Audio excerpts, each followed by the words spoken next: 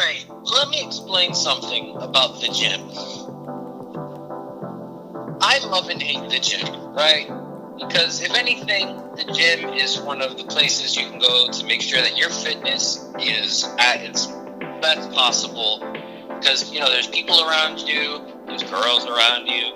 And, for me personally, the gym is very motivational because, that sense of environment and everyone has a similar goal, right? I love that. Why? The issue that arises is when you go to certain gyms, like the commercial gyms. For example, Planet Fitness and Blank Fitness will forever be on my shit list because they have certain policies because they don't want people to feel bad. Because, for whatever reason, our generation is more delicate than butterfly wings. So, what happens is that these gyms have a quote-unquote no douchebag policy where you're not allowed to yell, make loud noises, or drop the weights. So essentially, you're not allowed to do a good workout. Right? And I'll tell you firsthand. That's kind of weird. Yeah. But it's because, customer satisfaction. They don't want people interacting with one another through, they don't want people messing another person's workout or being distracted because of their noises, right? And some people find it intimidating, right? Which I understand, but, that's kind of your fault. Whatever. Okay. I'm very hardcore about this because this is, I love the idea of, making sure my body reaches its physical peak and, just keeping fit. When I hear that there are these places, and I've gone to Planet Fitness and Blink Fitness, and, typically what happens is that if you make too much noise, they kick you out. They revoke your membership. Sex in the gym? No. That's a different kind of workout.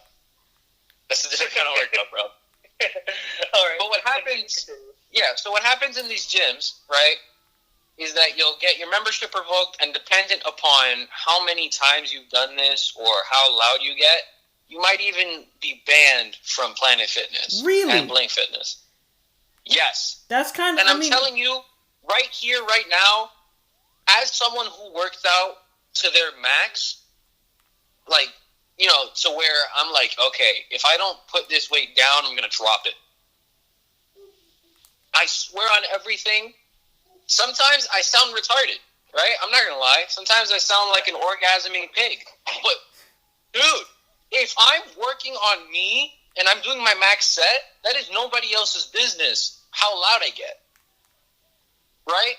Now, there's a difference between being loud and being obnoxious, right? If you're, being so loud that I can hear you from across the gym, there's an issue. But if I'm doing, pressed exhales, which usually happens when you go right? Because I do MMA, I'll usually do one of those. When you do a workout, and let's say you're exhaling because, your body is reacting to, handling heavy weights, which it's not used to, in such a intense fashion, you breathe like that naturally. So if you're telling me that me breathing is annoying people, well, then maybe they shouldn't go to the gym. Because to me, if I'm working on me and you're focusing on me, something's wrong with you, not me. Right? Fair point. Because we all have the same objective. The whole idea is that we want our bodies to be better than they are now. So if you see that I'm doing that, why not take that as inspiration for you to do the same? Well, I'm not saying you have to be doing max set, trying to reach 120 pull-ups, on the bar. I'm not saying you have to do that. But at the same time, why not look at that person and admire their dedication to it? Now, I'm not saying to be a dickhead and be like, I'm going to make as much noise as possible at Planet Fitness because I want to sound cool. That's different. That's very different, if you're obviously making noises just to make noise, that's different. That's the point. That's the point I wanted to make. I only make noise because that's what it does. Yeah, that's the point I wanted to at least try to make. That this sounds like one of those things where, like, in hindsight, it sounds like a good idea because it's like, well, of course, no one wants to hear, like, when, like, and you're just casually, like, doing pull-ups and shit. Like, yeah, something's wrong here. But if it's like, if you obviously someone doing like big weightlifting, you know what I mean, or they've been doing leg lifts for like the past 2 hours nonstop, and they're like, you know, because you know everyone's worked out at least once to know what I'm talking about.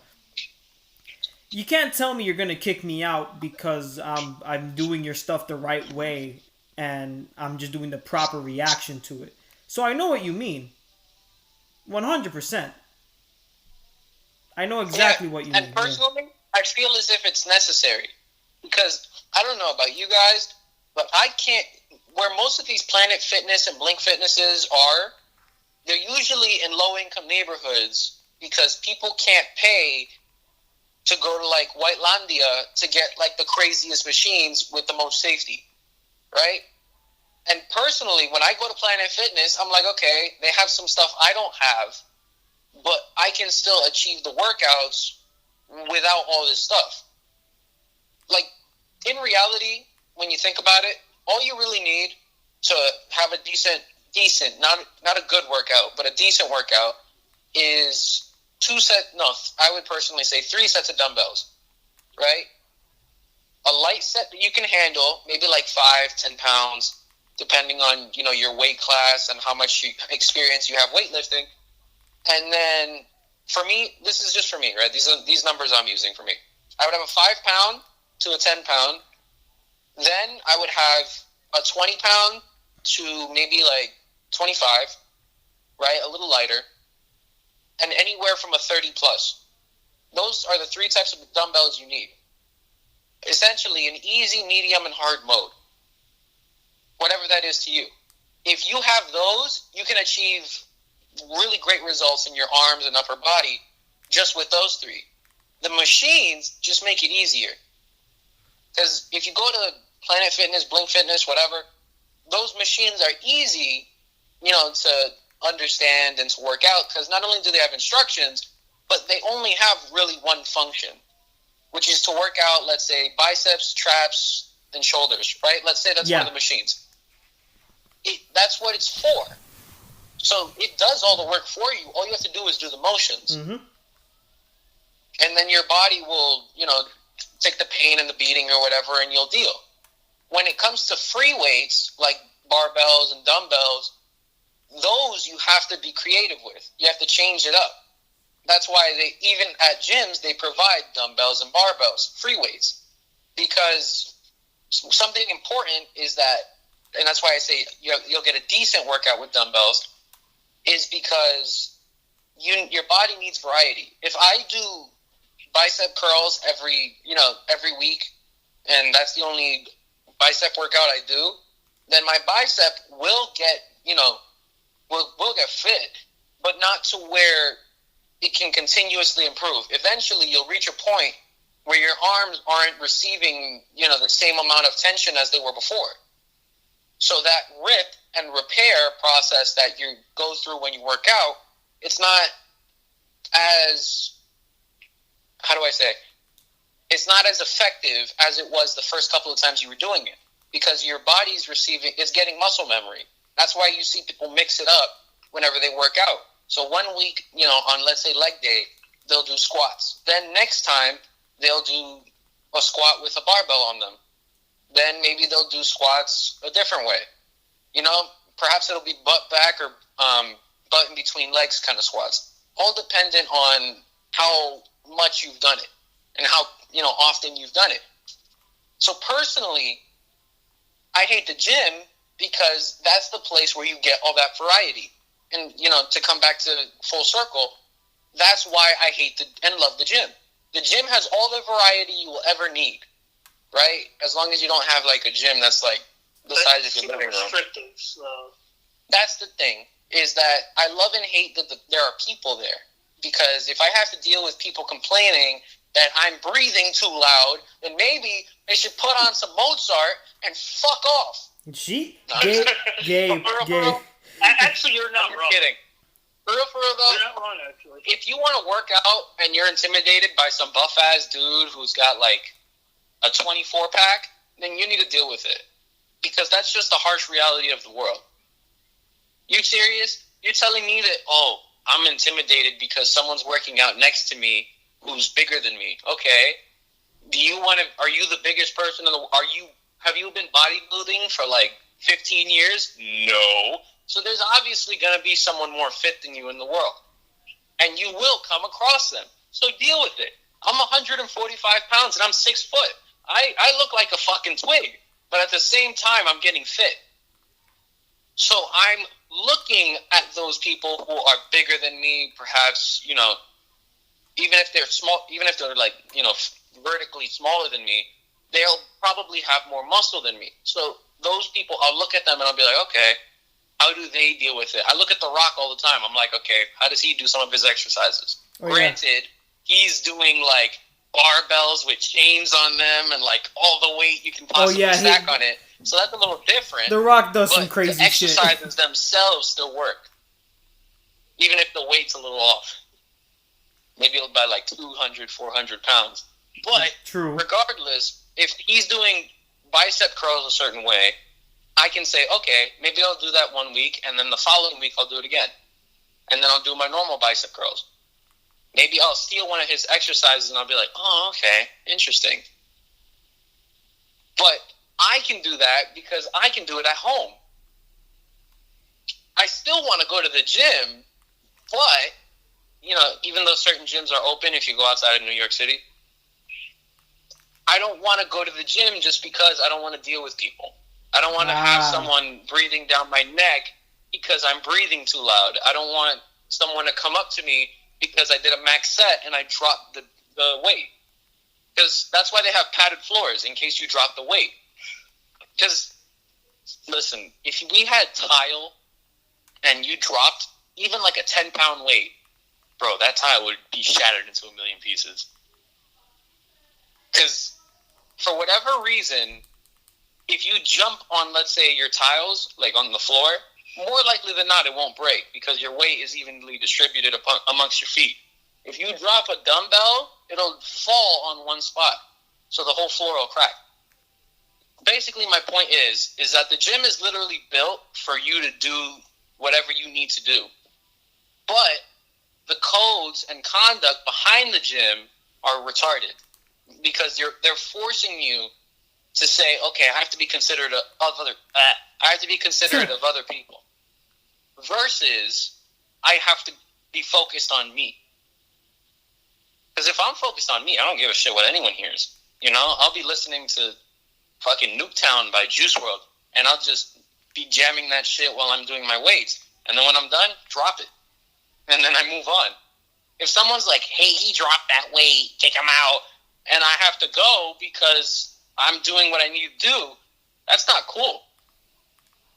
Now, you don't always have to drop the weight, but depending upon the exercise and how hard it is for you to control the weight, then, yeah, you should probably drop it.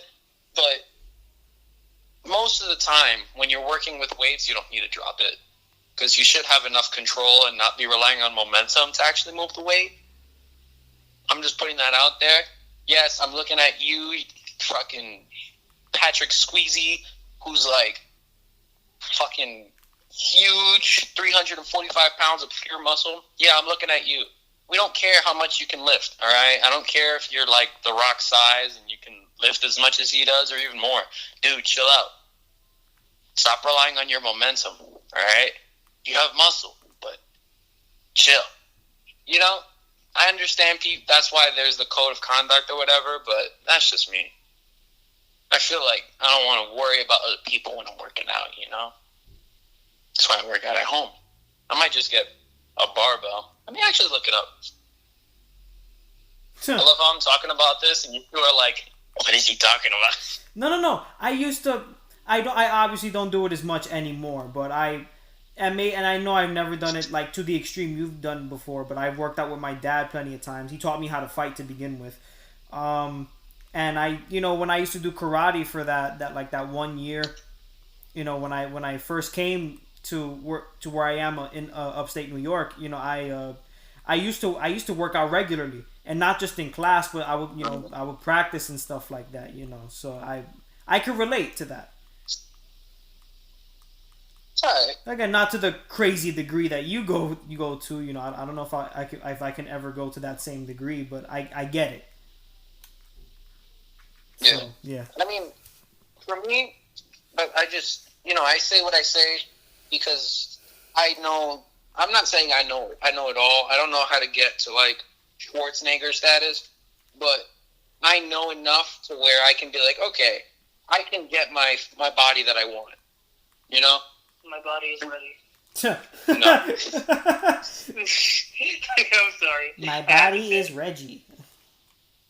You. Like for me, I would want like the Hollywood stereotypical body because that's the body I want.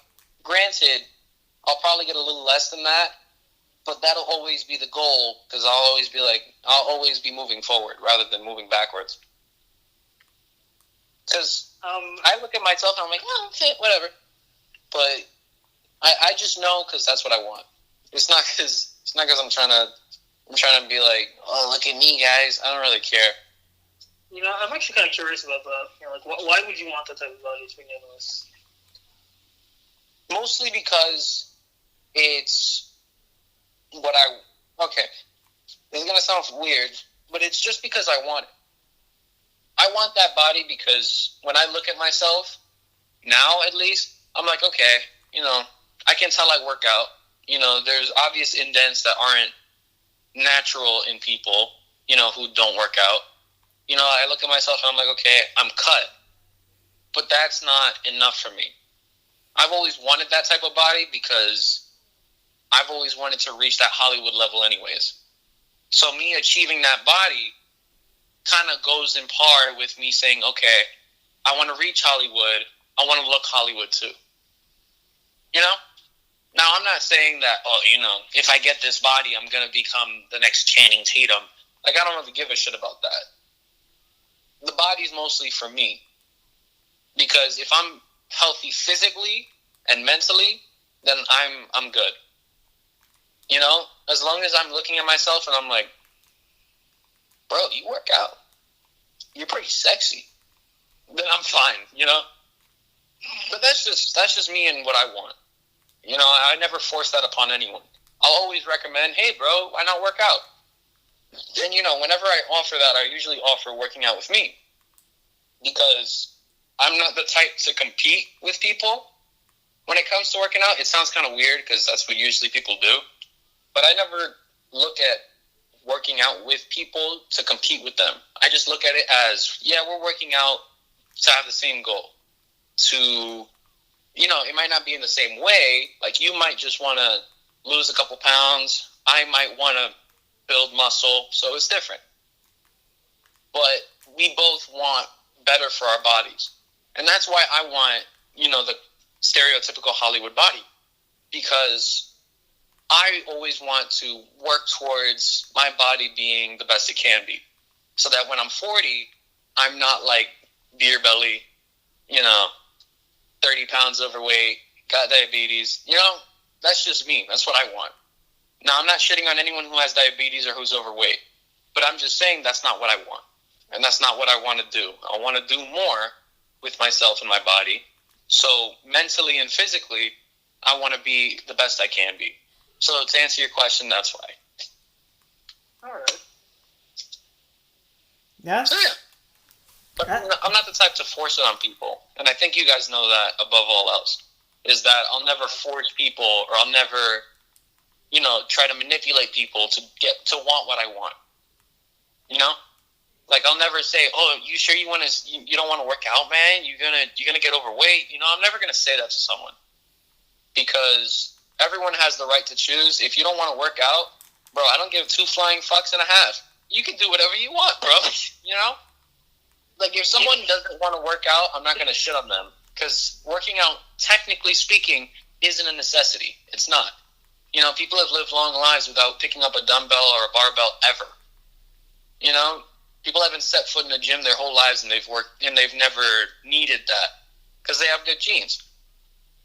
some people are fine with, gaining weight. And that's totally fine. You should love yourself regardless. Oh, 100%. I just hope yeah, that no one shits on me because of what I want. What? Gabriel, I'm sorry, wait, what was it that you just said? You said if someone shits on you? No. Yeah. I don't want anyone to shit on me because of what I want. No. I don't think you've heard the rest of my sentence. I said I don't want anyone to shit on me because of what I want. Oh, no, that's not a bad thing at all. That shouldn't be a bad thing. If you want something and it's not hurting any, if you want something, have people who are anti-fitness. Really, like you'll have people as who are a anti-fitness. whole, yeah. That's kind of weird. What? That's very weird. Well, no, I've had people who have kind of shunned me for talking about working out. That's kind of retarded. That is very retarded. I'm sorry. It is. Nothing. But Listen, nothing against why. Nothing against those people. I don't know. It just seems weird, It does seem weird. Well, it's mostly because people look at working out the wrong way. When some people, I'm not saying you guys or anyone who's watching this, some people who work out sometimes give off the wrong vibes. And I understand that. And some people are permanently affected by those, which they shouldn't be. But if they are, whatever. Sometimes when people think of working out, they usually think of it in a negative connotation. And that's fine. Some people don't like to feel the pain. Some people, I do. It's weird. Perhaps I'm a masochist to an extent.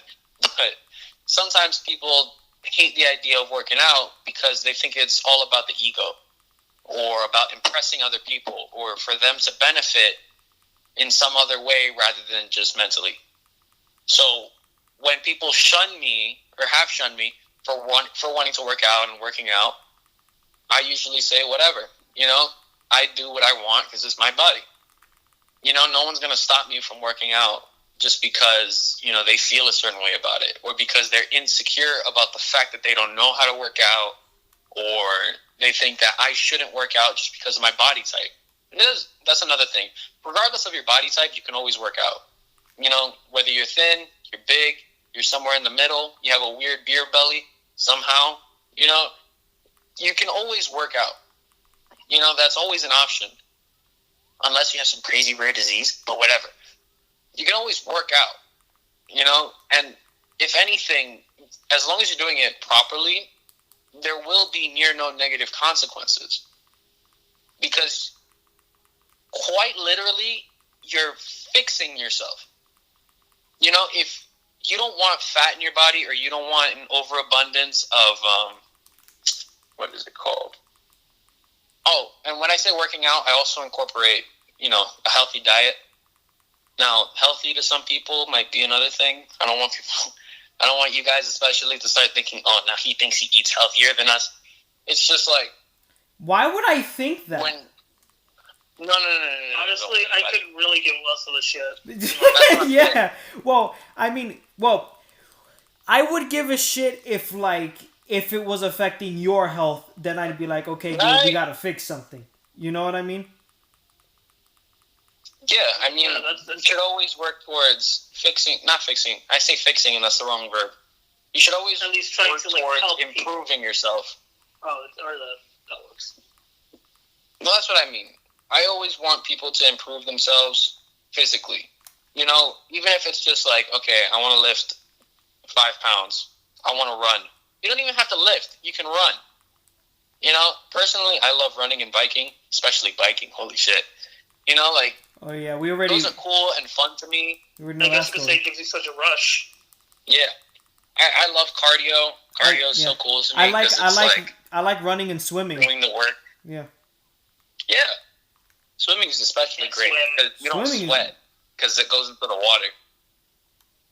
Well, you sweat, but you don't feel the sweat. And I think that's one of the other things people don't like about working out is that they feel nasty and shit. You're supposed to feel nasty because you're getting rid of all of the nasty stuff inside of you.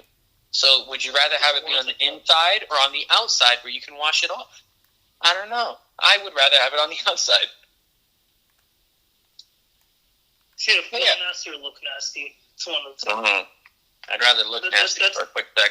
I'm just saying, to me, exercise, Exercise is pretty much just this: either you want to feel nasty or you want to look nasty.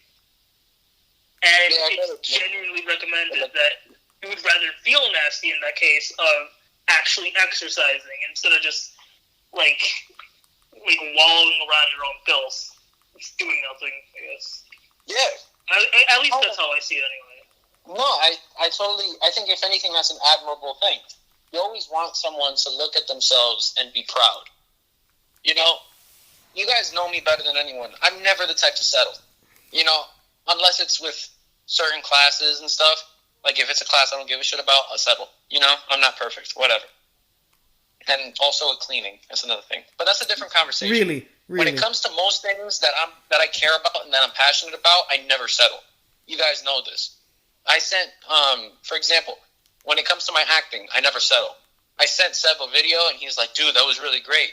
And I can't tell you the amount of times or the number of hours that I put into that after I sent him that video. Because even though he praised me for it, and he was like, dude, that was really great, I still didn't feel as if I was comfortable with it. I always felt like I could do more.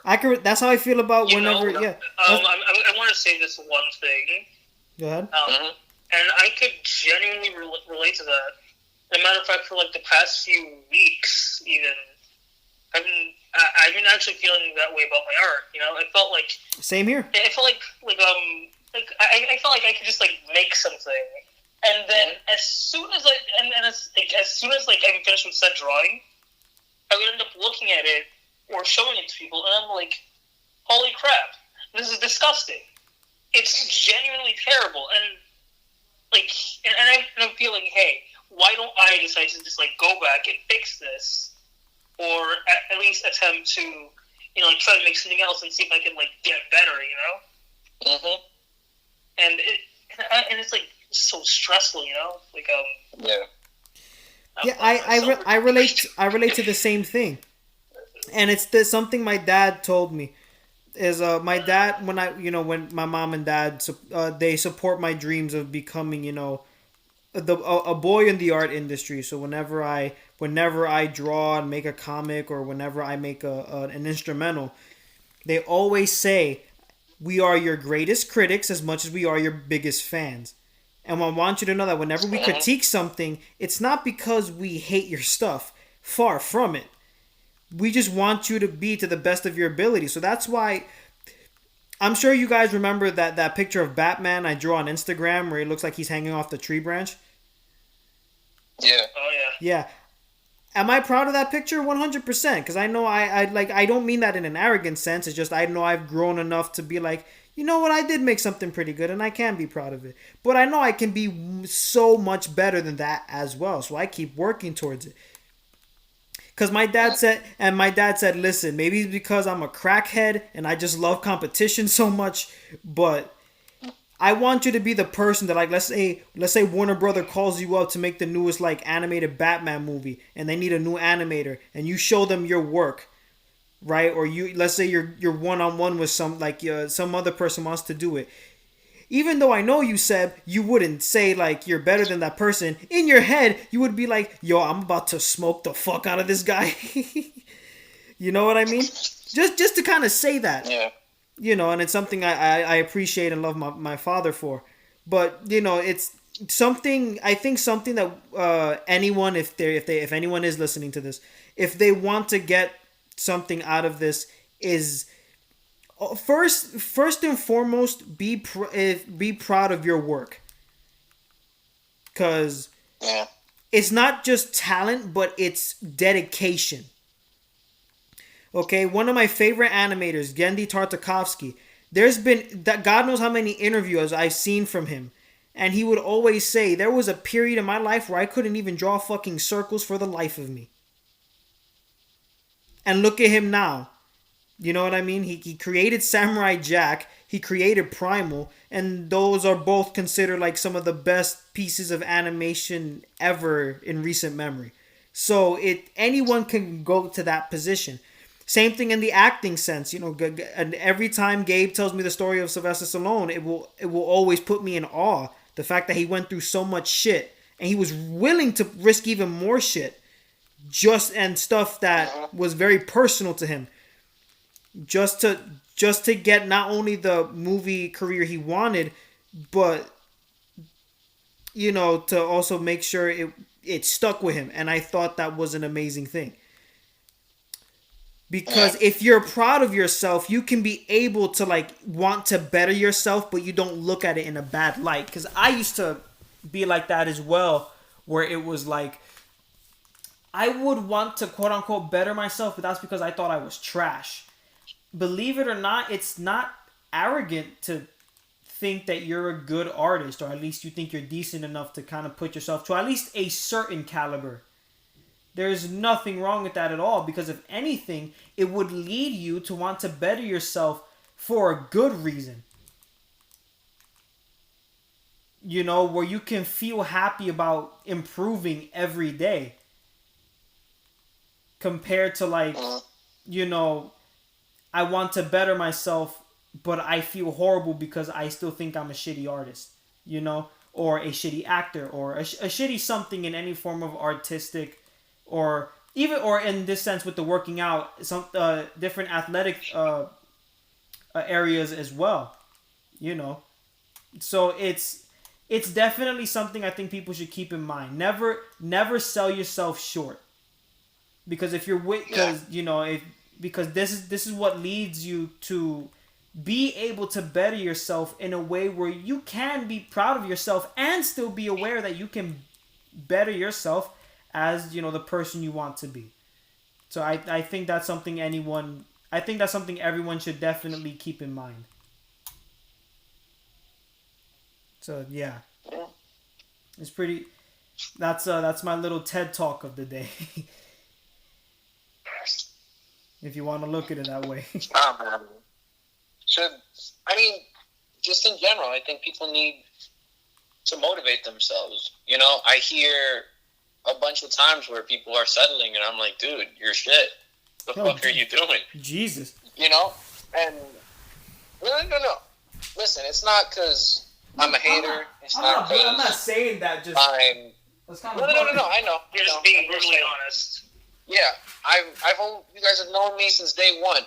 I've always been the type where if you don't get your shit together, I'm gonna call you out on it. 100%. I will never be the type to say, dude, that was good enough. Well, good job if you didn't deserve it. If let's say someone wanted to be a comedian, and let's say Seb, let's say you wanted to be a comedian, and I've actually thought about it before. You were like, oh man. No. Like okay, once. Well, that's fine. Let's say one day you come to me and you're like, dude, I want to be a comedian. And I'm like, okay, hit me with a joke. And you hit me with some bullshit, I'm not going to laugh. No, I know you. Bro, you would tell me. I will be brutally honest with you. Yeah. Yeah. I know you. But I wouldn't just shit on you without at least trying to give some constructive criticism. Like, for example, when it comes to your art, I've never glorified your art. I've never said, damn, bro, this comes right next to this. I will never glorify you when you don't deserve it. I will always say, hey, man, for example, when you did that Spider-Man drawing, I told you, I really like the end of the web because I can see the smaller portions of it and I can see the detail in it. And I told you on that same drawing where I felt you could work on. 100%. Did I not? Yeah. And there's times where, I remember there was a day where we were both working on scripts. You were working on a script for a short film. I was working on my comic.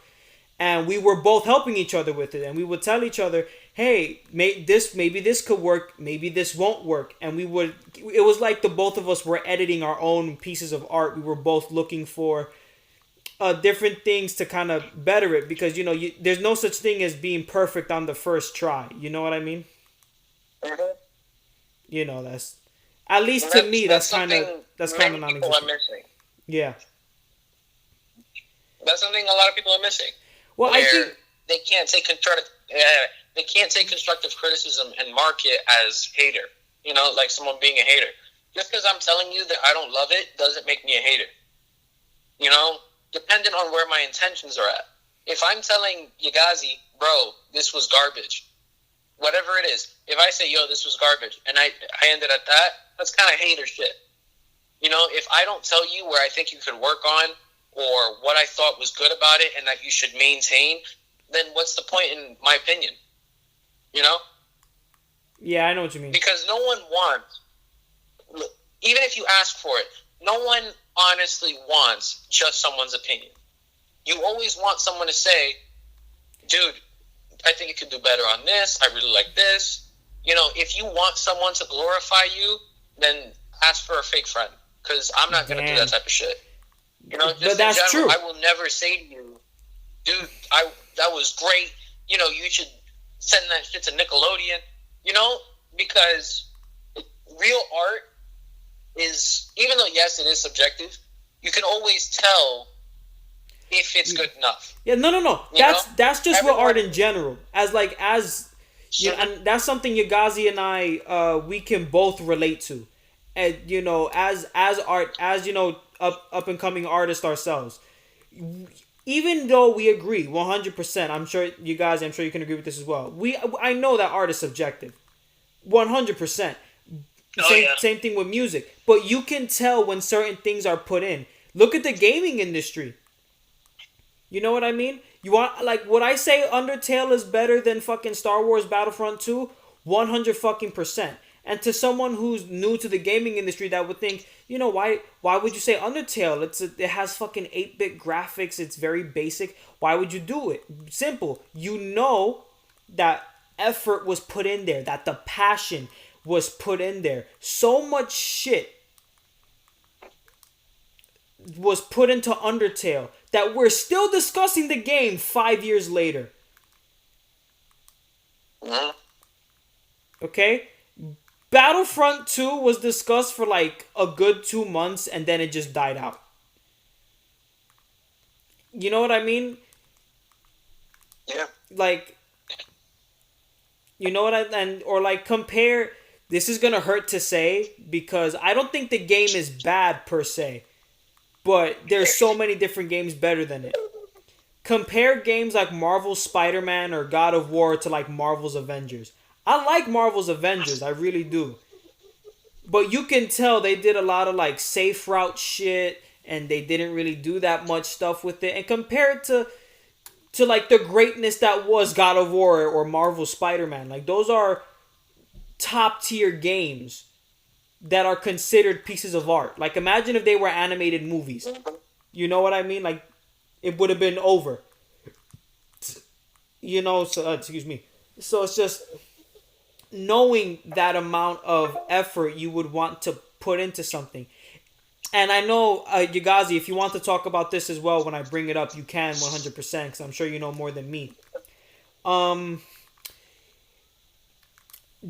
John K., creator of Ren and Stimpy, he wanted to create a little short called Cans Without Labels.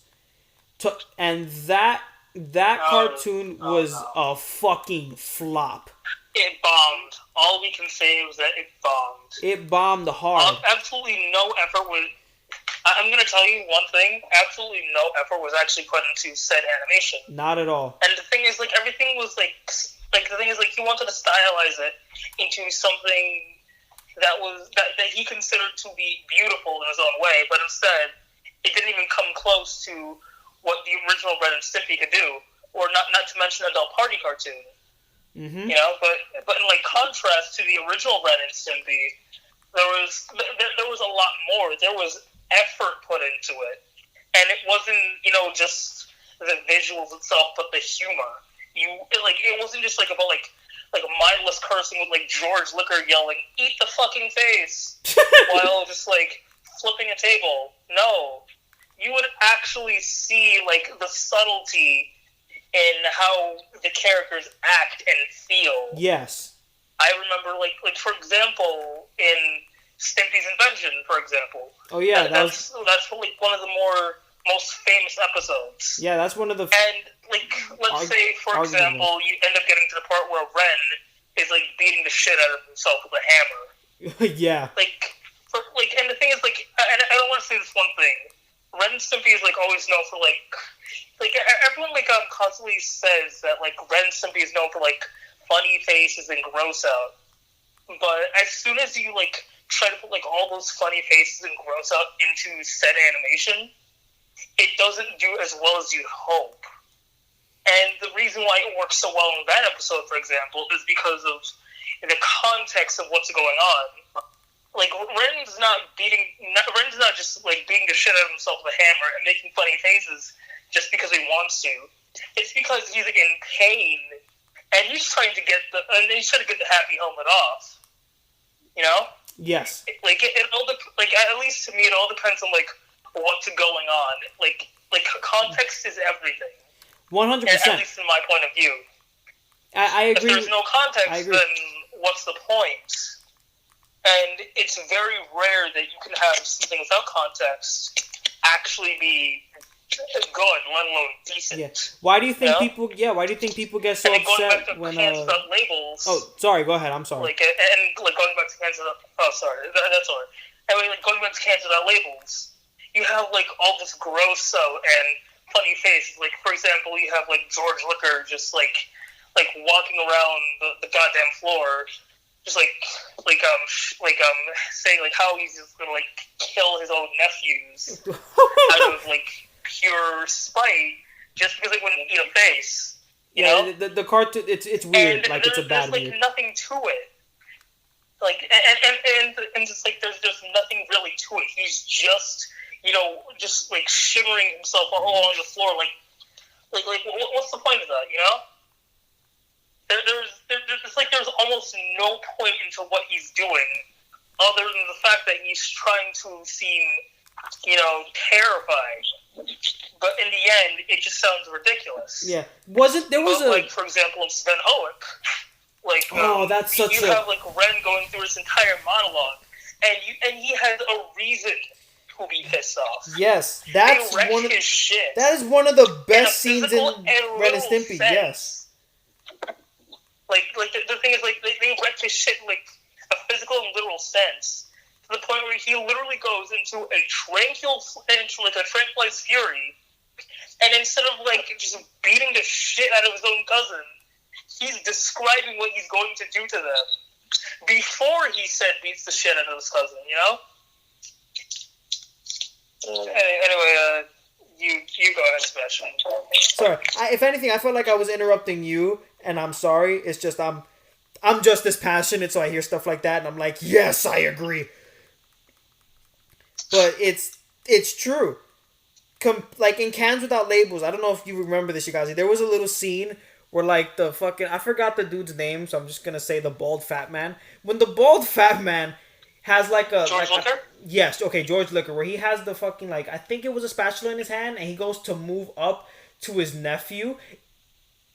He's not even walking. That was a bell. He's not even walking. Like exactly. There's he's just like sliding across the floor. Yeah, he's just like, how can you not put that much effort into it? There was no effort put none at all.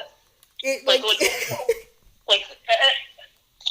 it really shows how John K. really fell from grace, being seen as the next, I quote, possible Walt Disney. I've watched the Happy Happy Joy Joy documentary, and pretty much everybody thought the same way.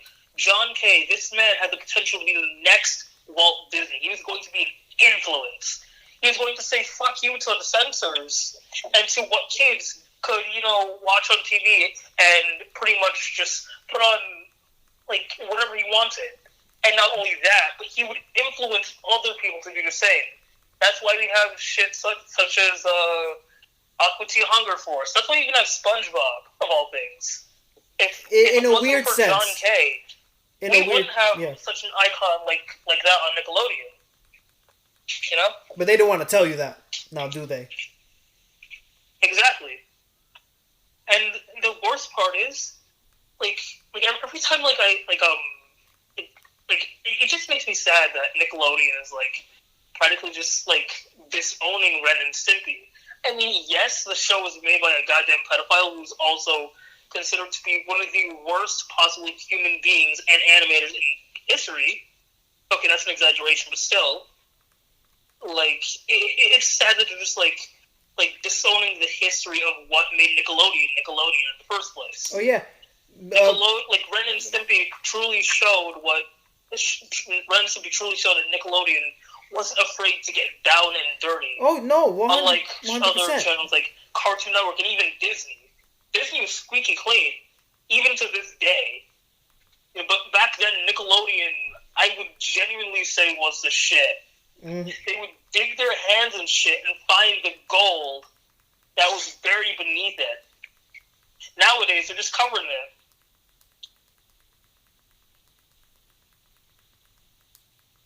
I agree 100%.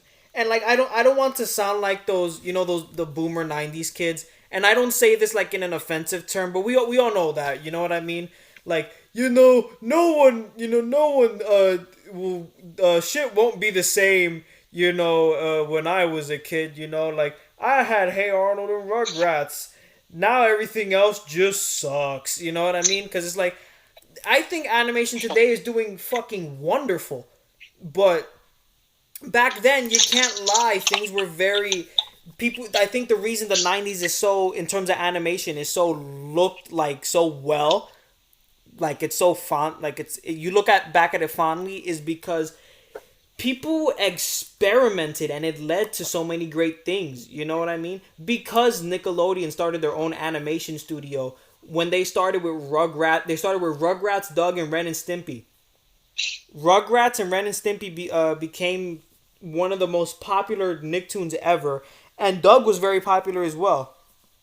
And then it eventually led to things like Hey Arnold, Cat Dog, Angry Beavers, Rocko's Modern Life, Invader Zim, early SpongeBob, Fairly Odd Parents when it was in its prime, of course. We don't speak of modern day Fairly Odd Parents. That's a whole different beast.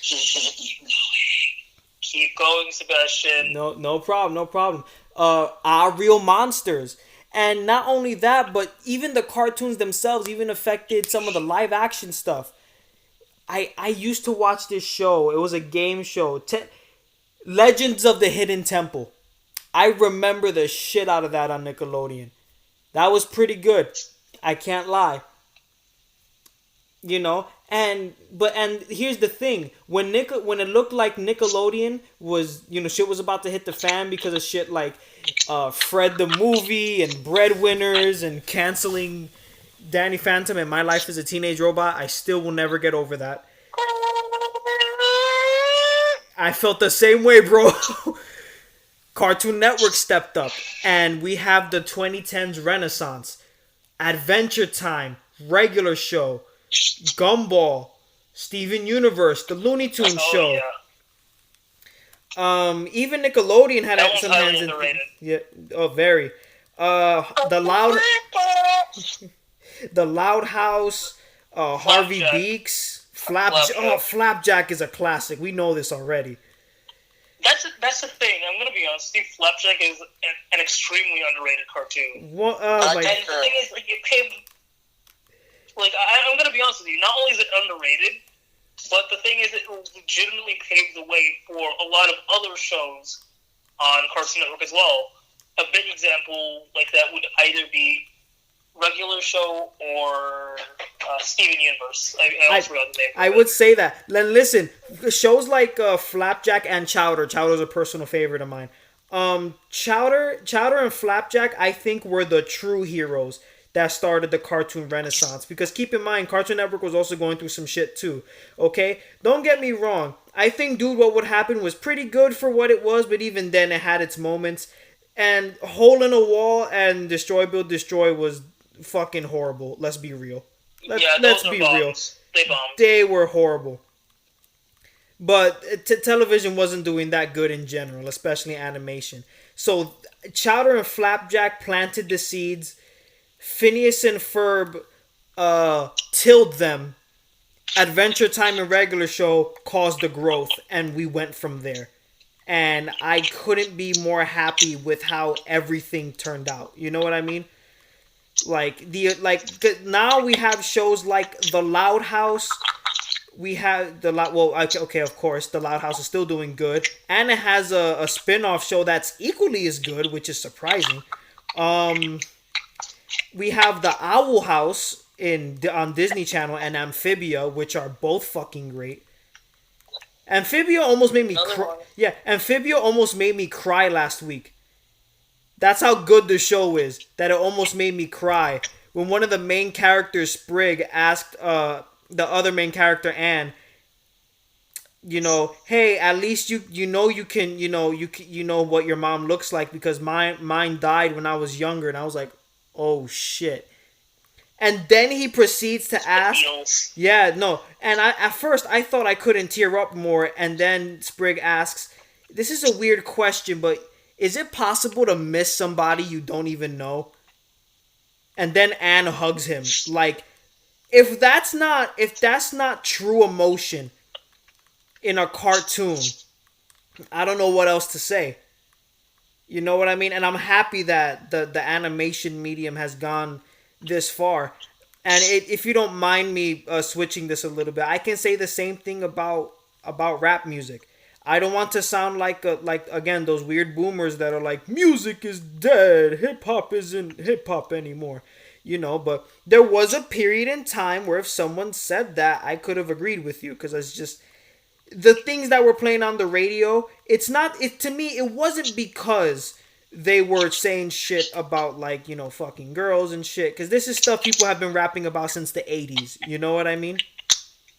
Like there will always be that one song about drugs and getting STDs and shit.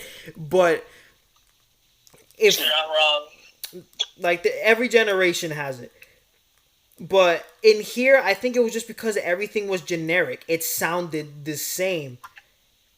And don't get me wrong, I respect the fuck out of mumble rappers, you know what I mean? Because they were able to find something for themselves to get the bills, do what they gotta do. I respect them, but nothing against them. I don't like it. It doesn't feel right. I'm gonna argue with you real quick, right? And don't get me wrong, I had the same philosophy, although I looked at it through a different angle. Can you explain? Listen, my friends. Gotcha. All ears, all ears. Don't call me that. Talk to me, brother. Talk to me. Hold on, I'm about to do some super hot fire type shit. Give me a second. Stop. Super hot fire. You don't remember the good old days of super hot fire? That shit was hilarious. Oh. That guy was on some next level shit. Remember that. He did something with Chris Rock, right? I think so. Super. I don't know if it was serious though, but that's besides the point. No, I think it was a joke. Look here, my friend. Yeah, speak to me. Look here, my friends, right? Speak to me, brother. What I've noticed is that, and I'm going to speak in general, and then I'm going to be more specific, like I usually do, right? Because if I just went to the point, there wouldn't be any purpose to it. So listen to this, right? Gotcha. We have to take this into consideration when we're listening to music, right? Just in general. When we listen to music, we typically listen to it through an older lens. Through an older year, so to say. Like a nostalgia. Exactly. Factor. Once we reach a certain point, we compare music to one another indirectly, right? So, for example, if, let's say, the prime of my music life, so to say, is in my teenage years when, let's say, I was 15 and, I don't know. That's true. I know what you're saying. Yeah. Yeah. I'm gonna get to the point, though, real soon. So let's say someone was 15 around the time. I'm going to use Eminem as an example, right?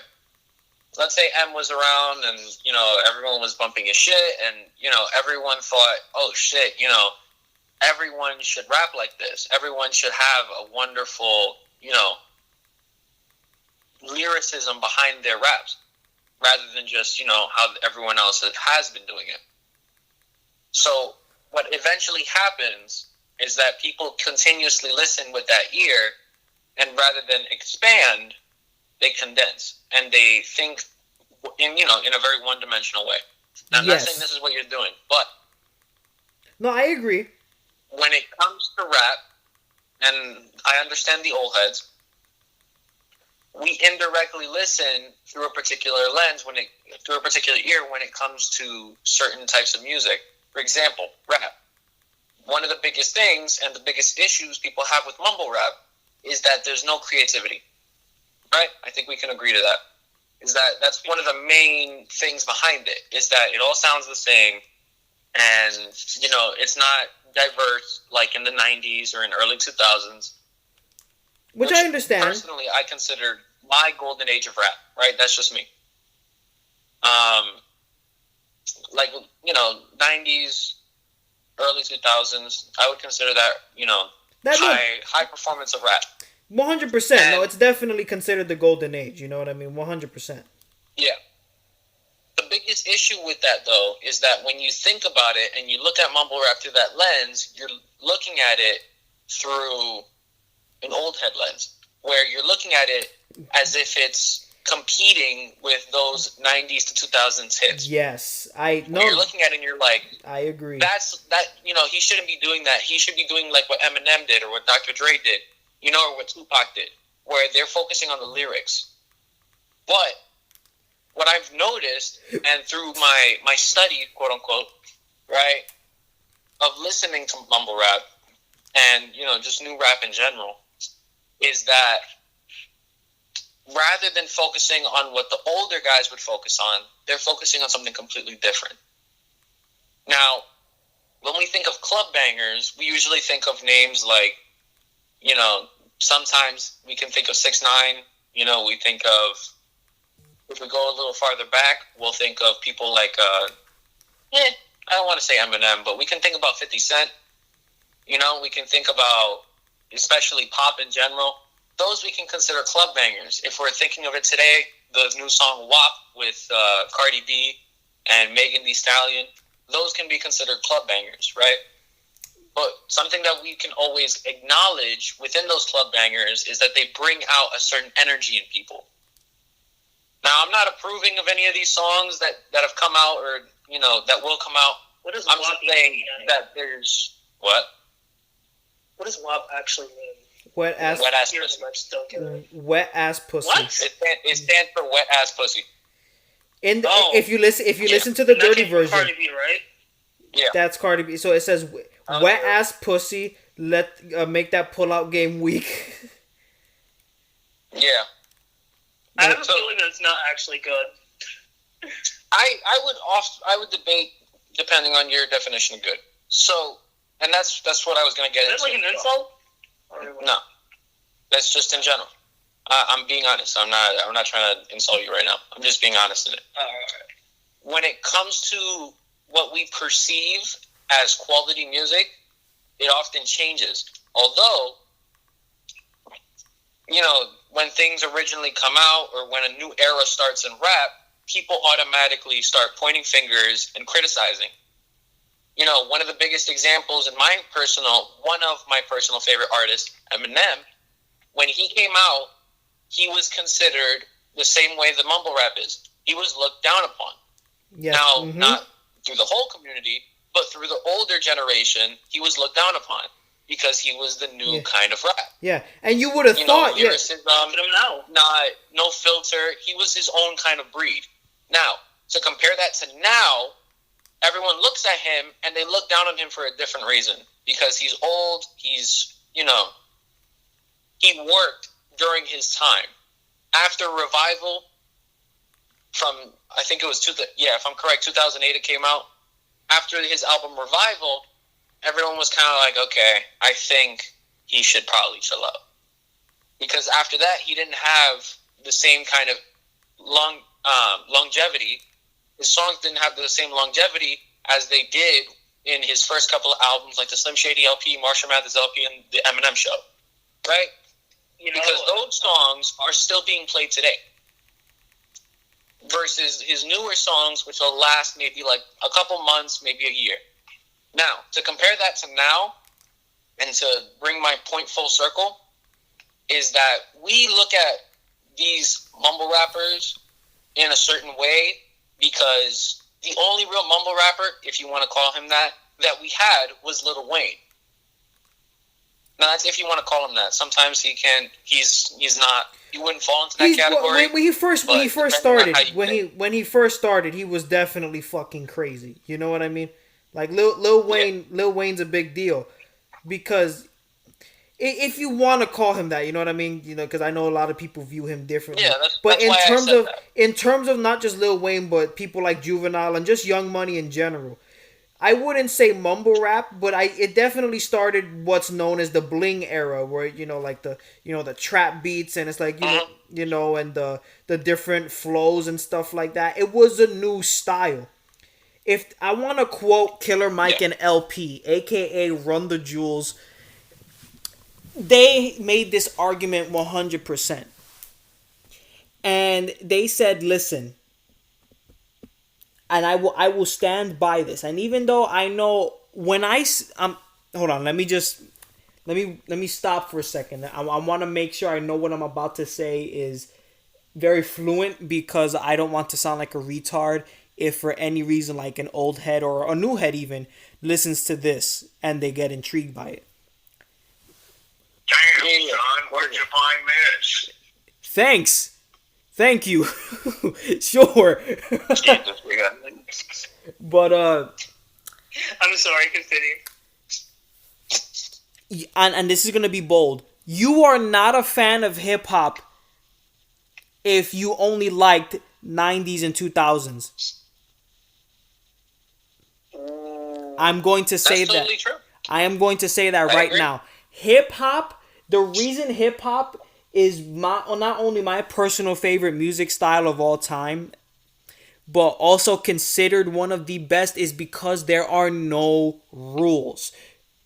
It could in form of productions, in form of your flows, in terms of what you want to rap about. There are no fucking rules, which means rap is evolving constantly. So when I say I'm not a fan of mumble rap, I just mean the style is something I respect. It's just not my specific style. Emphasis on style. Style is a very important thing. Well, that was my point. Which is I'm trying to emphasize your point. I'm trying to emphasize your point. Guys, I'm just saying if there's one thing I can actually just say, because I normally not as into rap as either of you guys are, or any type of music outside of like stuff like metal and jazz. But if I can say one thing, it's this: there's no accounting for taste. 100%. 100%. And I only said this just to improve on Gabe's point. Gabe, everything you said, I agree with 100%. I believe that style is everything. Like Killer Mike himself said that he loves the Migos flow because he's from Atlanta, Georgia, and he grew up with having that southern accent. So having a certain flow where he can use it and it sounds hot, that's pretty fucking cool. You know what I mean? It's your own, you're doing your own original thing. So so like, let's say, listen, I love my dad 100%. I know we joke around, but whenever my dad looks at me seriously and says like he thinks the music I listen to, let's say, is trash, I would ask him, have you listened to it? Not because I'm trying to be the moody teenager that's like, well, you don't know me, dad, and like fucking emo shit. No, I can't even see myself doing that. What I mean is, you want to like see his reasoning for why he thinks that. Yeah, because like I like the older music he listens to. I love it. He put me on it. Him and my mom. But when I try to introduce them to something, there's only few artists we can agree on. Like Cole and Kendrick are like the first two, maybe Joyner depending on the song, and then that's it. Like I can't. Tyler the Creator is a immediate no. Dad hates him. Run the Jewels is my dad just thinks it's just those are just the artists I just rave about, and that's it. You know what I mean? Uh-huh. And to me it's just like I think both old heads and new heads, I mean like hardcore ones, need to learn to dig deep. I think old heads need to learn to appreciate the new stuff coming out. I'm not saying love mumble rap, but appreciate the style. People are finding ways to make new music for people to enjoy. We're not saying you have to like it, but at least respect it the same way you want us to respect your side. But same thing with the new heads. Don't come out here saying Biggie sucks and be shocked when a whole bunch of old heads want to verbally crucify you. You know what I mean? Like, it's just, it has to go both ways. Respect is a two-way street. So to new heads, I say don't be scared to dig into the past, because even if you won't like certain things, you can at least find respect because these artists paved the way for your new generation. You have to respect that. However, old heads, I feel like you need to do what you also did in the beginning, and that's look. There are so many artists who are either taking the old style and putting their own modern twist to it, or new artists that are doing the trap or new school equivalent to what Biggie and Pac did, or what Pun did, what Nas did, what Wu Tang did, and are doing it on big levels and have the respect of different legends. I listen. Some of these people may know, some of these people might not know, but J. Cole, Kendrick Lamar, Joyner Lucas, Denzel Curry, Injury Reserve, Run the Jewels, Billy Woods, Elucid, Open Mike Eagle, Rock Marciano, Action Bronson. These are so many different artists that has the respect of people like Snoop Dogg, that has the respect of people like Nas. When J. Cole made the song Let Nas Down, Nas made a response saying, made Nas proud. Imagine. I'm just saying it's like those people can like. Oh. No, go ahead, bro. Go ahead. No. I want you to finish first. All right. Okay. But and there's so many more artists that I can name, whether if it's like producers. Oh, Freddie Gibbs. How the fuck can I forget Freddie Gibbs? He's one of my main my main guys that I listen to. He's one of my favorite rappers. Gangsta Gibbs. You cannot sleep on him. And Griselda Records. The story of Griselda Records is like, to me, is what Sylvester Stallone is to Gabe. An underground rap group literally started by family. Two brothers, their cousin, and a family friend. And they worked their asses off. Next thing you know, the names Conway, Westside Gun, Daringer, and Benny the Butcher are signed to Eminem Shady Records and are now a subcategory or genre per se in terms of rap on Rock Nation. Like Jay-Z has considered them a whole part of Rock Nation. They have like think of it as like a full-fledged scholarship. They have like a full ride in the label. And they're still making the music they still want to make. Tell me that's not impressive. Like that's the type of level I would want to get at if I were to be in the rap industry for any reason. It's something that I feel like, it's a matter of searching and, putting in the work. It's literally, to me, that's what I see it as. You can go, Yagazie. I'm sorry. I'm just saying, like, if those I'm just like listening to what you guys are saying right now, and if those type of people can like respect what they're doing, then why shouldn't why shouldn't other people like respect it as well? You know? Yeah, we're not saying to like it. Well, probably because of this, and I think this is what we've been missing. Is that people compare old rap and new rap because of the lyricism, but that's not the aim of new rap. New rap is to be a club banger.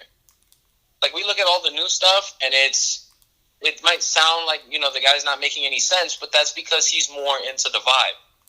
You know? That's okay. Club bangers have almost never been about lyrics. It doesn't matter what the lyrics are about. It's just the vibe you get from the song. And it's undeniable. When we hear certain songs like, It's Your In the Club by 50 Cent, and we compare that to modern day, club bangers like WAP, for whatever reason, they're completely different things in terms of lyrics, although you still get a certain vibe from them that you want to start moving. Yeah, you get... no, I agree with that. I think it's this. People will always look back on what they thought was hot. You know what I mean? And I understand that. And that's that, to at least to me, to me, that is completely fine. It's just... what's a good way of putting this? I think it's just a matter of literally just giving someone a chance. And that's it. I think that's my thing. Don't be scared to keep an open mind, because in doing so, we can come together as a community. You know, because I think people just base everything off. People base everything off, what they thought was hot. There's nothing wrong with that, but don't do that 100% of the time, because it's going to prevent you from finding something that could possibly be a new gem. And I can say this. I could say the same thing to to new heads. Don't be scared to dig back to older stuff, because you might find something that may be unorthodox to your standards, but it's still good.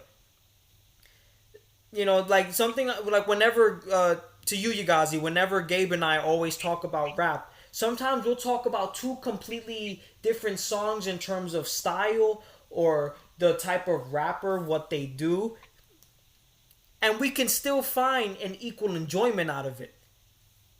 Oh yeah. I'm sure you can take a song like Role Model by Eminem and compare it to a song like PTSD. And despite how different they are, you can still find similar enjoyment to it.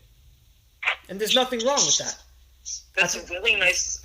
I'm just saying, that's a really nice to know, even though I've never heard either of these songs in my life before. Thank you for telling me this, Sebastian. I'm sorry. I'm serious. Like, I understand how you feel, but, like, I've heard of either of these before. But, maybe when the time comes I can, take a listen. So, thank you for that. This motherfucker hasn't listened to fucking Role Models. I don't listen to rap, my dude. I listen to jazz and heavy metal. What's your excuse? I don't have an excuse, because I am rap. What? What the fuck? What? What does that mean? Okay, before we get back on topic, I just love it when Gabriel just says, "I am this. I am the shit. I am God." Like, I just love that. Like, I know, Gabriel's not the type of person to be full of themselves. I mean, I know Gabriel's a very humble person, but when he does stuff like I know what, dude. I know 100% what you mean. Sometimes Gabe just says my favorite thing is when Gabe says something really sus, or he says something just real creepy out the blue, and then I say what, and then he goes what? Yeah.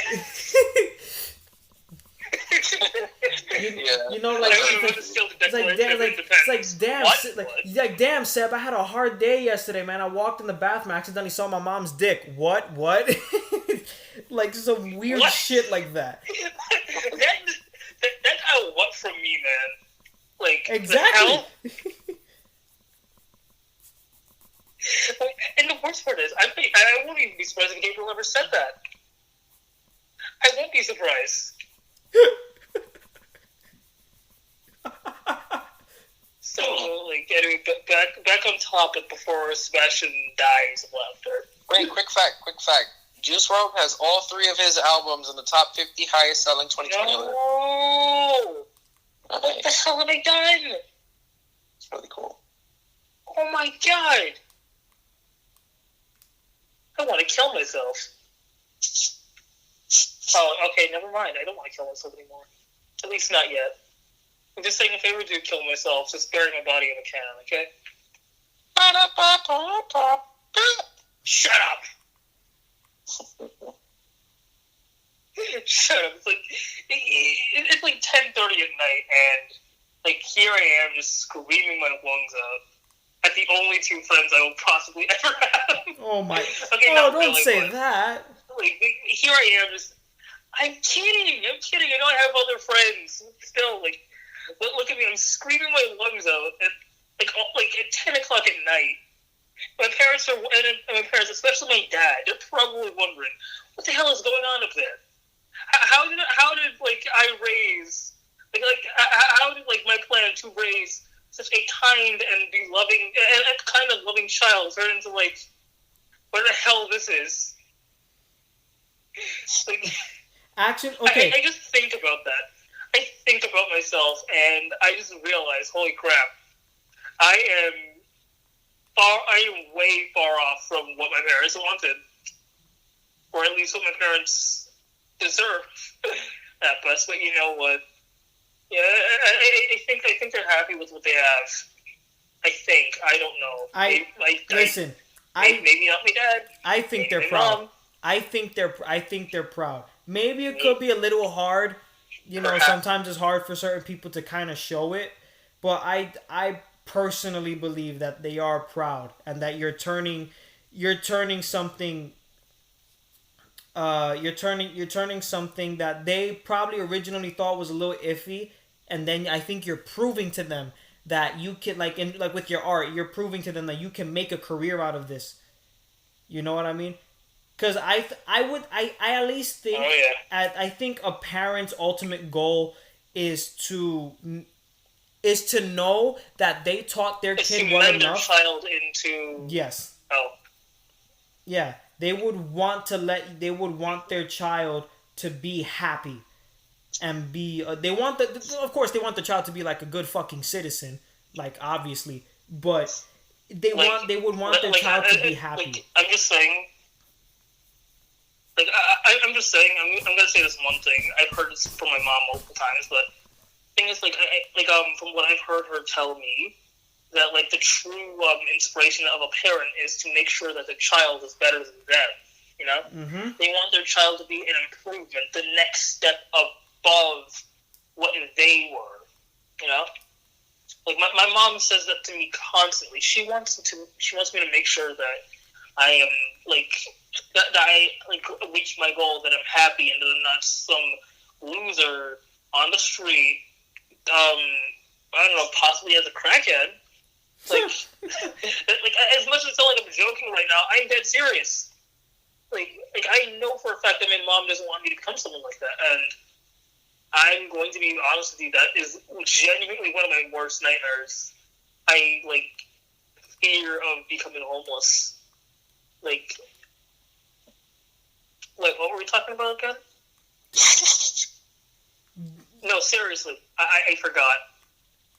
You pulled the Chicken Little again. You pulled the Chicken Little again. How? What are we talking about?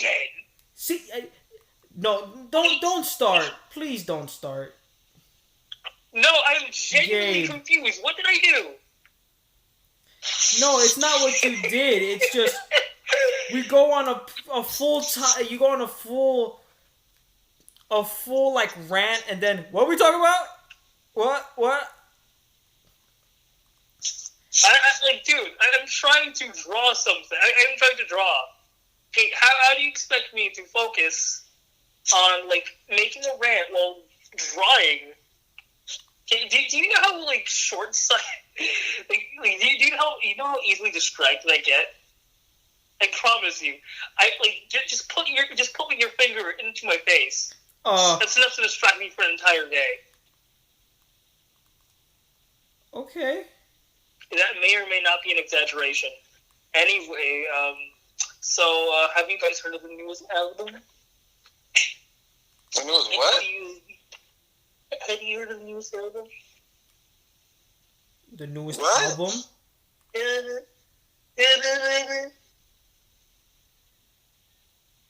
I don't. I've ruined this podcast. You're good.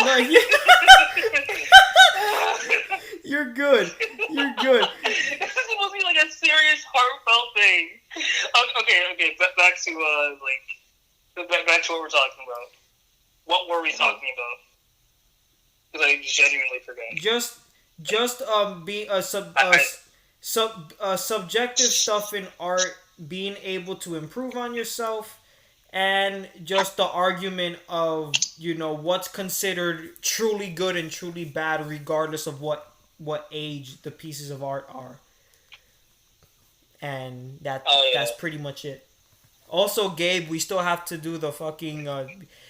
We need to plan. I need to plan the Chicken Little video. I don't know when we could do that. I want to do it. I'm gonna be honest with you. like, Chicken Little, I will say, is one of the most underrated Disney movies. And I think it's great. that's not a... Like, I mean, like, I think it's, like, an okay movie, but I swear, the way they treat the main character is just... It makes me want to punch each character in the face. I do agree. It's just... You know? Especially the father. Forget, fuck Cluck, dude. Fuck Cluck, dude. I want to tell you one thing. Remember, so Sebastian. Okay. Yes. Remember how we had to talk about John K's father and George Looker and the episode with A Visit to Anthony? Yes. About all that thing about Hell Dads and what Billy West said and how those fathers are terrible. Yep, I remember that. Okay, I'm gonna say this. George Licker is an example of a father who wants to train their child to become their own mold into like what they see is supposed to be like the one true George Lucas like that one parent that wants to like form their child into what they see in their mind. But Cluck is an example of a father who just does not care about their kid at all. Like the thing is, like, at least with George Licker, he at least wants Ren and Stimpy to be the best. You know, he wants them to be the best at what they are, even if he has to put the two through literal hell. Okay, I'm gonna be honest with you. One episode was gonna feature George Licker in a devil costume, but I digress. Like with Buck Cluck, like Chicken Little has like one failure, and then the guy just like practically disowned him for like most of the movie until like the end. Yeah, like, that shit. Hero champ. Excuse me, you barely did a thing. You were like barely a part of it. Okay, like when this kid finally like did the one thing that you wanted, you're like, oh, okay, I'm going to abandon you anyway because I don't care about you. You know, that's how I saw it. But still, it's frustrating. It's very frustrating. It is a very frustrating thing. It makes me happy. It makes me happy that I have a father who genuinely does not act like that.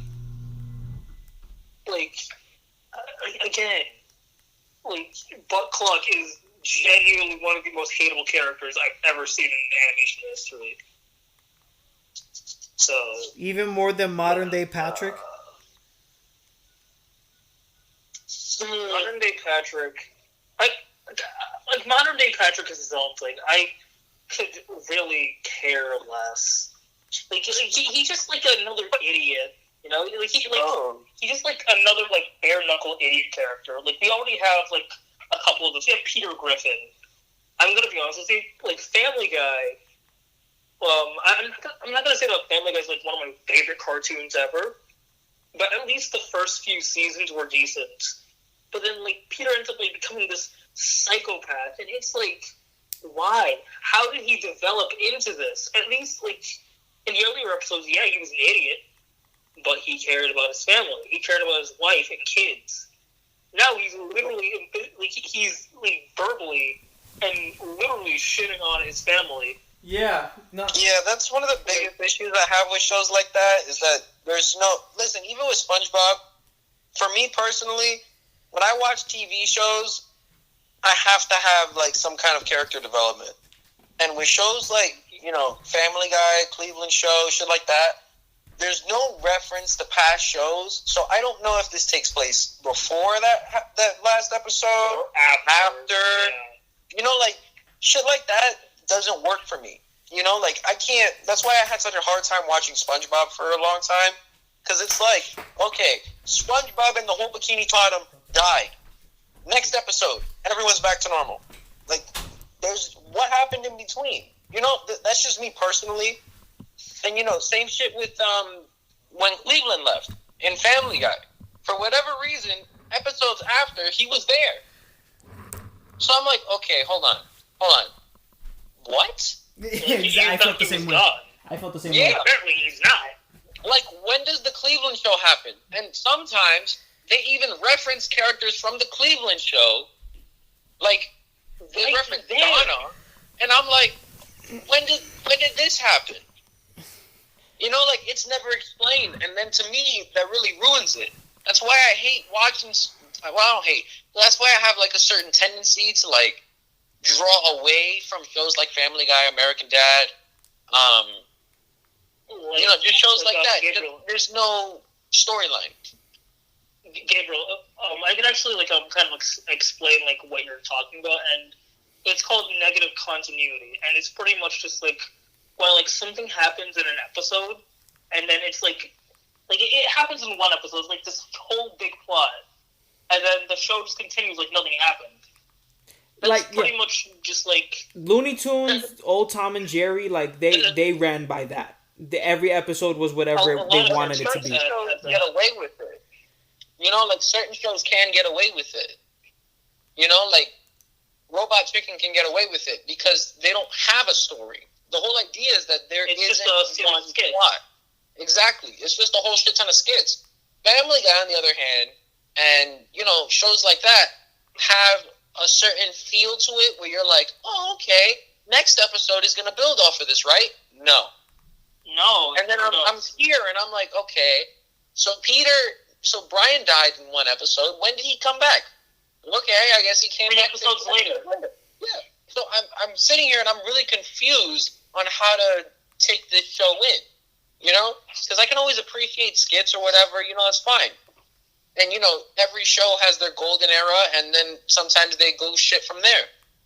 But when you have certain shows, there has to be some kind of consistency, you know? Like, a wonderful example that I got into recently is The Office.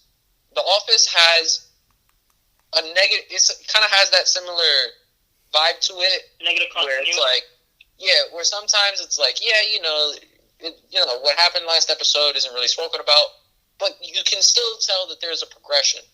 Because if a character leaves one episode, he's never coming back. Or if he does come back, it's because, you know, there's been a resolution to after him leaving. You know? So for me, it works. Because it's like, okay, for example, in one of the episodes, there's two characters are in love with one another, but one of them gets with someone else, right? Okay, so Jack and Jill, let's say, right? Jack is in love with Jill, but Jill already has a boyfriend. So Jack gets with someone else. You know, that girlfriend stays a couple episodes. And then eventually, when Jill breaks up with her boyfriend and Jack is like, oh shit, here's my chance, you see how the relationship between Jack and his new girlfriend is shifting.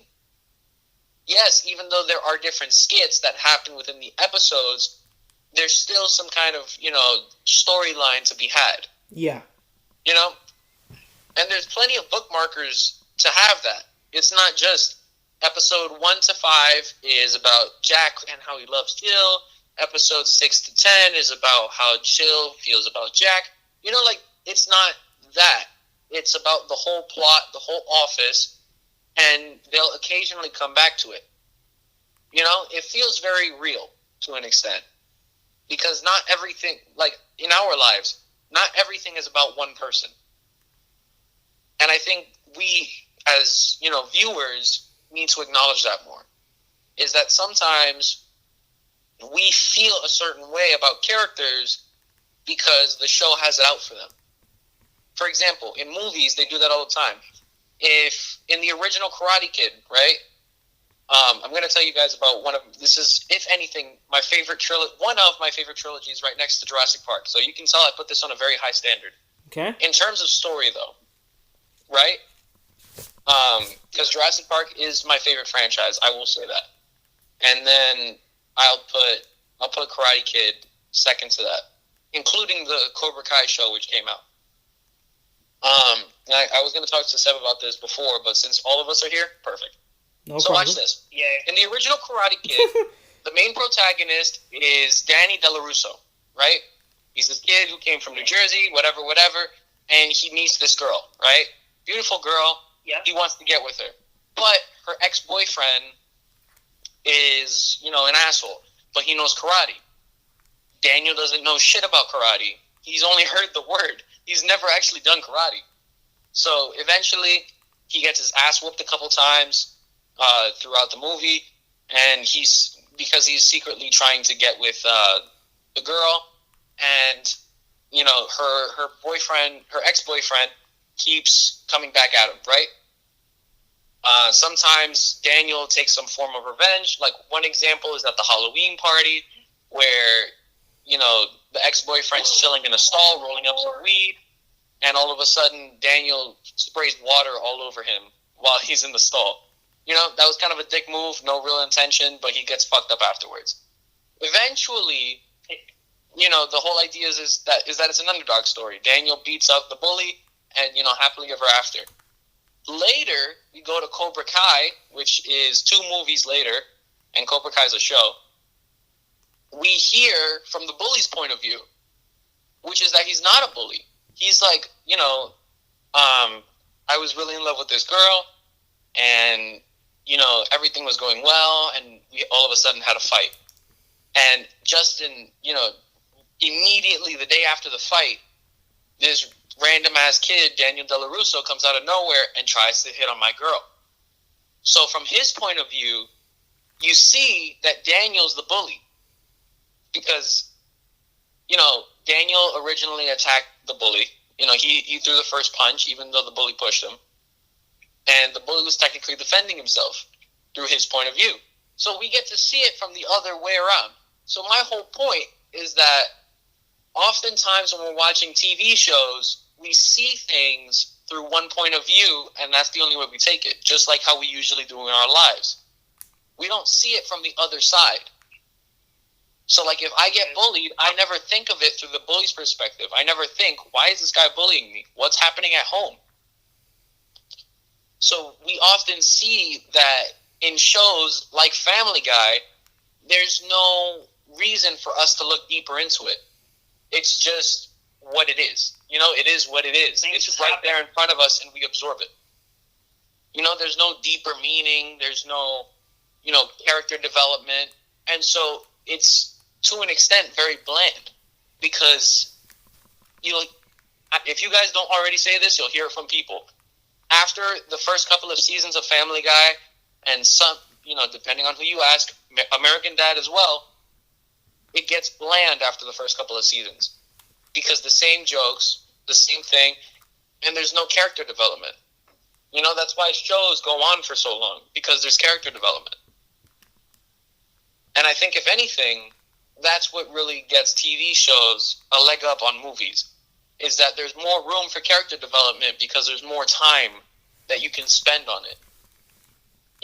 I watched this show called The Order, which is about this kid who wants to get revenge on his biological father for abandoning his mom, and eventually she committed suicide, right? Oh, shit. He wants to get revenge on him. Yeah. He wants to get revenge on him, so his grandfather, from his mother's side, starts plotting, and he's like, all right, you're going to go to this A-list school, and, you're going to get a really great job, and then you're going to apply to his company, and then you're going to steal his job, and, then you're going to make him feel bad, and he's going to want to kill himself, and then you're going to be like, yeah, remember that girl who killed herself because of you? Yeah, that's my mom. And, there was this long, huge plan of revenge. So, first episode, we're like, okay, this is a revenge movie. This is a revenge plot. But eventually we see, okay, there's magic involved. Okay, there's werewolves in this. And we see how that intertangles with the character and how he changes from this vengeance-seeking little boy to a grown man who has more power than anyone else. Because he's technically a werewolf and a sorcerer. And those two worlds aren't supposed to mix. So, to me at least, that's a wonderful example of how there's so much character development within a single show. And that show's only like 2 seasons long. Oh, wow. Let me see, I think like 24, 28 episodes. Oh, wow. That's as long as, like, what, Gravity Falls? And that's considered one of the best cartoons ever made. 20. Not even. This has 20 episodes. That's cool. Yep. It has only 20 episodes. I It give gives props to that much on it. That's cool. I give props. And it's not corny. And I think that's a big issue that a lot of shows, it's a side note, to reach a different topic, I guess. That's something that a lot of shows fuck up with, Let's forget about all the slice of life type shit. Let's think about the mythological and, the magical, right? Let's think about that, because that's way more fun to me. Those shows can get really corny really easily. And I think we can all agree on that. If you have a show, let's say, about magic and shit, it can get kind of corny when you think about it. Because then you're like, oh, why don't I just watch Harry Potter? Why don't I watch something more groundbreaking that also has to do with magic? Why am I watching this ripoff? So, typically, from a film perspective, now I'm looking through a film glass or TV, it's pretty much, okay, I'm going to put it where it's at. I classify the two in the same category just because it's way easier than going into all the details that go into TV and all the details that go into film. Because the biggest difference between the two is just time. So I'm going to just classify them as the same thing for now. When it comes to that, like the whole idea of something being corny, I think we can all agree it's real easy. Regardless of what it is, it's really easy to be corny because everything has, not everything, but most things have already been done. Like, you create a new movie monster, it's probably not going to be as good as Godzilla. You create a new horror film, it's not going to be as groundbreaking as, like, The Ring or, what's that other show called? The Exorcist. The Shining? Because it's already been done. Just shit like that. Sometimes even with anime, you're not going to find an anime that's going to have as much impact as, like, Dragon Ball or Naruto or One Piece, where they literally shattered everything for generations. And they said, you know what? Everyone's going to try to beat us, but they're not going to beat us. Because everyone's going to continuously compare them to us. Because we made the shonen genre. And even the genre of anime, we made it. And we shattered whatever expectations people had for us. But after a while, and what people are noticing now, is that there's a sort of lack of originality, if that's what you want to call it. I get what you mean. People aren't making new shit. You're never going to find an alien movie that's, going to compare to the original Alien or Predator. You're never going to find, like, a robot movie that'll compare the same way that Terminator and Transformers does. Because it's already been done. So you're going to compare. You're going to be like, okay, well, who cares? Who cares if there's a new robot movie? Terminator did it better. That's why I say shit's way easier to get corny now than it was ever before. I think that's why people. I think that's why I respect My Hero Academia so much. They're like, sure, you can make comparisons, but it's definitely original in the sense of, like, using the idea that superpowers are the new normal. So not having superpowers is what kind of makes you, like, negatively separated or segregated from people. It's such a simple twist. But the way they did it was just, like, genius to me. You know what I mean? I thought that was a very genius thing. I can see where you're coming from. I mean, I don't know. I'm not sure if I agree with it. I don't know. Or just the character development. No, I'm not saying you're wrong or anything. It's just different. Maybe. And I think you're hitting the wrong point the right way. Ah, okay. My bad. I think instead of... Because, we have shows like Avatar and Dragon Ball where essentially, unless you're like a very, very useless side character that's going to show up once every season, for example, let's use Dragon Ball as an example. Unless you're quite literally a normal person who's going to die, you have some kind of power, or you have the ability to use your ki, and you have some decent power level. Like Krillin, Yamcha, whatever, those guys, the Z Fighters, they can all do shit, And it's the same thing with My Hero. They can all do shit, except for the occasional couple of people. I like the origin story. I agree with you. I think the underdog origin story is very unique in that sense, where he doesn't start off with the power. It's not even like he has a weak power. He doesn't have a power at all. And I like that. I agree with you. I think that's really great. Yeah. But I think the thing you're missing, in my opinion, is how they make it unique. How they make the idea of a power unique. Yes. Is that it's a natural thing and that it's limited. And I think that's one of, not the only, but I think that's one of the reasons that My Hero stands out. 100%. I agree 100%. Almost everyone has powers, but even though they have powers, they still have to make them stronger without trying to kill themselves. And that's what I think you're trying to get at. Yeah. Is that they made it unique through different means. Like in Dragon Ball, we never thought, Goku has a limited amount of ki. Because he would just continuously do shit the entire thing. It wasn't until... Goku is OP. I want to say... Goku is OP. Yeah. It wasn't until, I think, really the Buu saga that we saw anyone get tired. We saw them get beat up. We saw them get hit to oblivion, but they were still able to perform moves. We never saw anyone quite literally tire out until the Buu saga, where, people would try to kill Majin Buu and they would just, whatever they did was useless.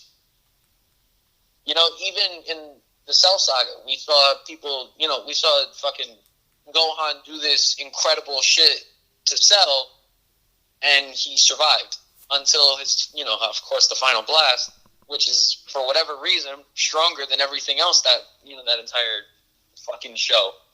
So, my point is that I think what makes My Hero so unique is that it's a natural thing to have powers.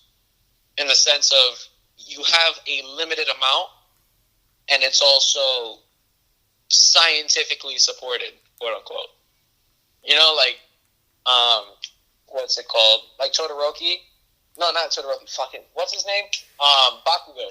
Like, for example, I love Bakugo's, the explanation with Bakugo's power is that his sweat glands literally, create a certain sweat that explodes. And scientifically it works. There are liquids that explode once they make contact with the air. But what happens is a little different from reality. But regardless, it's still cool, because it some way makes sense.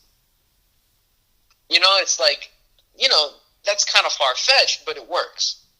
Unlike a Kamehameha. We will never be able to perform a Kamehameha. But the stuff in the show is like, okay, if somehow the human body adapted to having that kind of liquid in their body, I guess they could make explosions whenever they sweat. That makes sense. So I think, I agree with you. If anything, I think My Hero is an outlier. And a great one is also Attack on Titan. Oh, 100%. Attack on Titan really goes out of its way to say, hey, I'm here. At least with the first season. Yeah. I haven't finished catching up with the last. But, first episode, Eren gets his mom eaten. And I've never seen an opener like that. And I've watched a lot of anime. I have never seen an opener like that. Definitely a classic, 100%. Classic piece of animation, 100%. There is one show that I can compare that to, but even then, it ended a long time ago, and that's Akame ga Kill. Oh, Akame ga Kill had a really brutal beginning. Where it was 100%. Like, this guy's on his way to become, great, and he's gonna be a royal guard for the king, and his friends get fucking murdered, and the way they get murdered is brutal as shit. And that show is known for being like unapologetic, Attack on Titan levels of like brutal. Yeah, straight up unapologetic. It's like you never want to have your kid watch this. And Goblin Slayer, I wish Goblin Slayer had more episodes, but it's another great example of a very brutal show. They have a mythological beast who's normally considered a bitch rape women and kill people, and actually be a pretty serious threat. So I don't know. I saw Goblin Slayer and I was like, wow, this is a great show. Aside from the rape, which is bad, but it's great at the same time. Because it's like, it's an element, I don't know about you, but I've never seen an anime that offers rape on the table. Like, I've never, I cannot say, I've watched at least probably 50 animes. I can't mention a single one. And not only that, I know the plots to about, I want to say 75 maybe.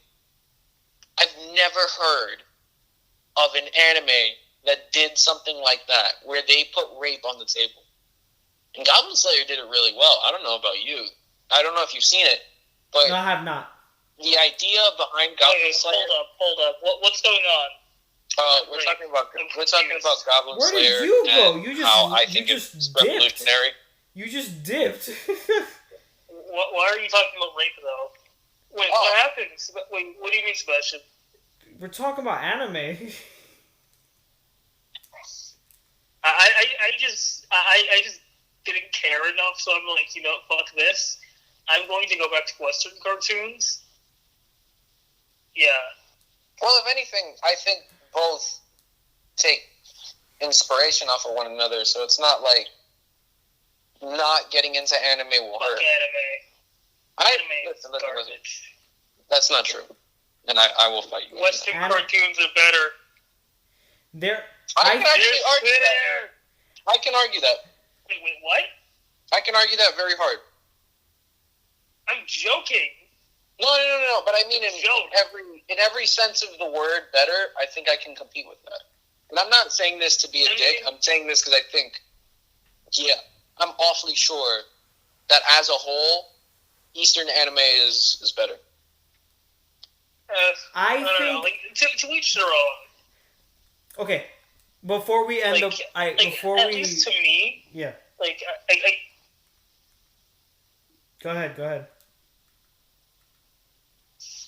I don't know. Like, at least to me, I just feel like with Western animation, there's just like so much more variety in style. Like, for example, you have something. You could have something as ugly as Ren and Stimpy. Then Then you can have something like Steven Universe. You could have something like Mad, and then an anime. What? Like, at least to me, but I guess it's because like I don't watch that much anime myself. But all the characters kind of like look the same, and that's like, and that's like the human characters. If we're going to monster characters or characters based on monsters, I'm gonna be honest with you. Eastern animated like drawn creatures look much better than what they look extremely better than what Western animation can ever do when it comes to like creating a monster type character. Like with monster type characters, they're all like pretty like bland looking.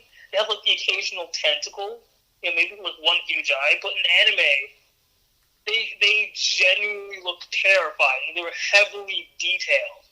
Even the most the most harmless looking ones have like some sort of depth to them.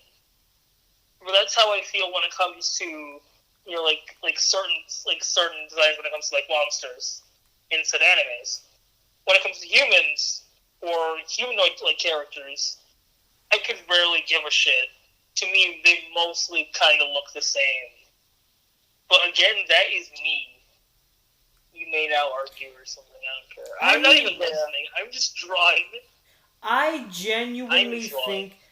genuinely think that both anime and Western animation are unique in their own special way. Sometimes anime could be better. Sometimes a Western cartoon can be better. But you can't argue with this. They have both affected the medium of animation in so many different positive ways. Yeah. And I couldn't me like watching cartoon, like I could like the fact that I could watch something like Dragon Ball or My Hero Academia and watch stuff like SpongeBob and Avatar: The Last Airbender and still have the same amount of enjoyment says a lot. All right, so hold on. But that's another thing. Yeah. On real quick on Yagazie's point, I think you're looking at it the wrong way though. I don't think you should, at least to me, when it comes to animation, not just with American or Japanese, just in general, I think when it comes to your perspective on, for example, let's just use monsters because you used that earlier. Mm-hmm. Not everything has the intention of making monsters scary. You know, if we want to look at, for example, Goblin Slayer. Goblin Slayer is an anime where the monsters are seemingly harmless. They're, you know, everyone continuously mentions in the anime that goblins aren't a threat because they're low-level creatures. But when it gets to those scenes where you see a girl getting her clothes ripped off or a guy getting stabbed by, you know, several goblins, then they up in it and they make the goblins much more scary. Because then that's when you see like their dark side. That's when you see when those are actually, you know, scary monsters. When you're close to death or you're about to get fucking raped, you know? Same thing with shows like, you know, Pokemon, let's say. When you see a creature that's not supposed to be threatening and all of a sudden something changes, they change it, you know? Something, let's say, within the behavior. Pikachu does not look the same when he's on Ash's shoulder versus when he's in the middle of a battle. You know, because even though, yes, it's still the same cute, cuddly Pokemon, the intention behind what they want the viewer to see is different. So I'm just saying that. It's not, I don't think personally, you know, I wouldn't agree. I don't think anime looks the same all around. Yeah. Can I get the remote? Almost. It's an hour to Friday. Oh my gosh. Wait, really? It's an hour to Friday? Yeah. Crap. It's 11. Oh my. But yeah, that's my point. How long have we been talking on the phone? Hold up. I don't know. We've been talking for like 2 hours and... Jeez, I don't know how long. Wow. Let's end 2 hours and 56 minutes. Yeah. Let's end the podcast here. I think I could kind of split this up. I can edit that part out. And maybe I could turn this into. So are we gonna I could turn this into a 2-parter, similar to like the 4th one we did. So thank you. Why did it get quiet all of a sudden? And remember, if you see a mouse in your basement, make sure to stick a fork in it. I heard they're chewy. I was gonna eat it. I heard they're chewy, my dude. Just always stick a fork in one, okay? Never a knife, okay? Just don't do it. If you use a spoon, they'll get away easily. I always like to use forks. So, yeah, just do that. Okay.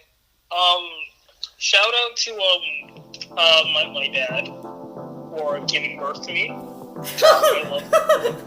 know he loves me too. Shut up! I know my dad loves me too. Okay? Yeah. He gave birth to me. Shut up! Okay. Gabriel, I'm going to kill you because I have a heartfelt moment for you. Yeah. Stop it!